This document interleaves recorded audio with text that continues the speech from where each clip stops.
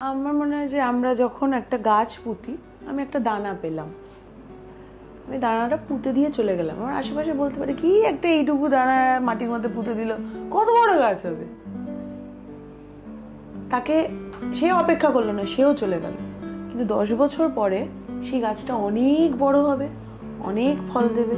সেই গাছের তলায় অনেক মানুষ আশ্রয় নেবে, সেই গাছের তলায় অনেক শিশুরা খেলবে, তারা সেই ছায়ায় ঘুমোবে। তো বলে আমার মনে হয় একটা মুভমেন্ট হচ্ছে সেরকম। আমি যখন একটা মুভমেন্ট শুরু করছি, আমি যখন একটা আন্দোলন শুরু করছি, অর্থাৎ যদি আমি স্টার্ট করি, আমাকে ধরে নিতে হবে আমি বীজ বপন করলাম।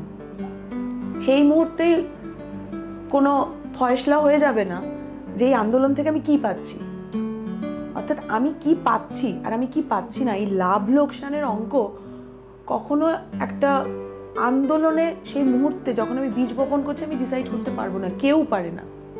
কিন্তু আমি একটা বীজ, একটা সিড আমি পুঁতে দিয়েছি। এইবার সে কিন্তু কোনো না কোনোভাবে তার শেকড় বাকড়, এই যে আমরা যে আমাদের চিৎকার করছি, বিভিন্ন জায়গায় গিয়ে করছি, কোন দূরে দাঁড়িয়ে কোন মেয়ে দেখছে এবং তার মধ্যে যে কোন রেবেলিয়াস বিষয় তাকে উস্কে দিচ্ছে আমি জানি না, কিন্তু সে যে আরো 10টা মেয়েকে বা আরো 10টা বাচ্চাকে সাহসী বানিয়ে তুলবে না, কে বলেছে?